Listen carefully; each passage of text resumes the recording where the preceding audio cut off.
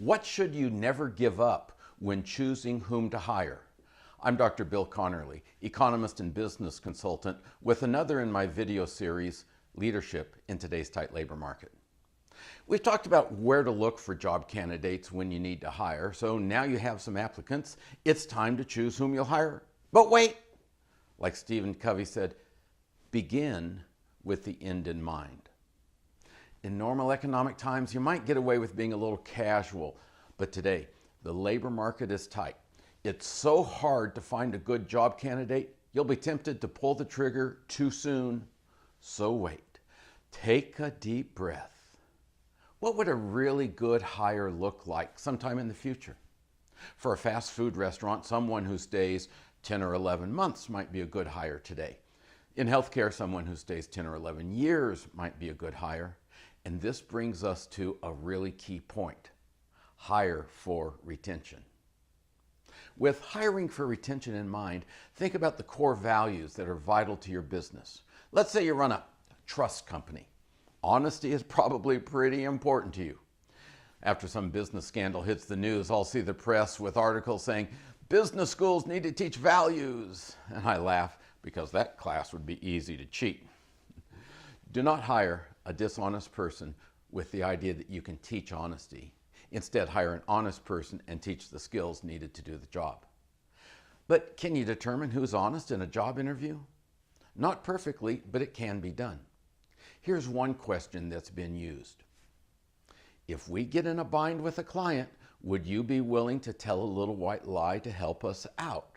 That's an indication of a person's ethical standards. Or here's another one. At your last job, how much did you steal? Turns out that people who steal think that everyone steals, so they figure that saying nothing is not a believable answer. Honesty is always good, but your company may need another core value. You run a chemicals plant. You're not worried about workers going home with a few pounds of polyethylene in their lunch boxes, but you are worried about safety. Here's the kind of question to try. Sometimes safety rules slow down a project. Tell me about a time when you were under pressure to complete a project, a safety rule got in the way, and how you dealt with that situation. Whatever the core values you need to hire for your business, include questions about that core value for both the candidates and the candidates' references. Next in hiring for retention is personality traits and job fit. Many of us tend to hire people like ourselves. So the gregarious sales manager tends to hire gregarious backslapping fellows. But if the department needs an analyst to sit in a cubicle alone reviewing reports, then maybe you don't want to hire the life of the party. John Holland, a psychologist, developed a set of 6 personality types that could be used to determine job fit. It's not a perfect system, but for a big job, you might engage a consultant who can apply that system. And I'm not that consultant, but there are those around.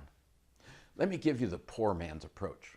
Ask the candidate, some people prefer working by themselves while others like to have other people around all the time. Obviously, this is a spectrum, a continuum. Where on this spectrum do you fit? At one extreme, somewhere in the middle, leaning towards one end or the other? And you can take that approach about a number of dimensions. Detail-oriented or big picture, self-motivated or seeking recognition, stick with one task until done or juggle multiple priorities. Think about the position you're filling and the traits that will work best. This brings me to the interview structure. When I first started doing job interviews, I would just wing it, and I found that I would talk too much because I hadn't planned out the questions.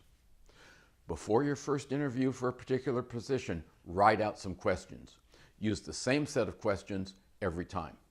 Make sure you spend lots of time asking questions rather than talking about yourself or your company. At the end, if you have a good candidate, you can then go into sales mode.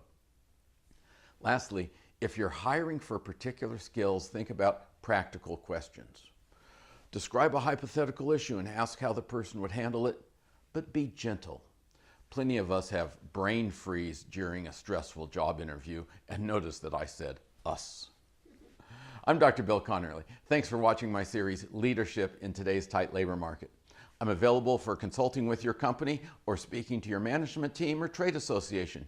Give me a call. I'd love to work with you.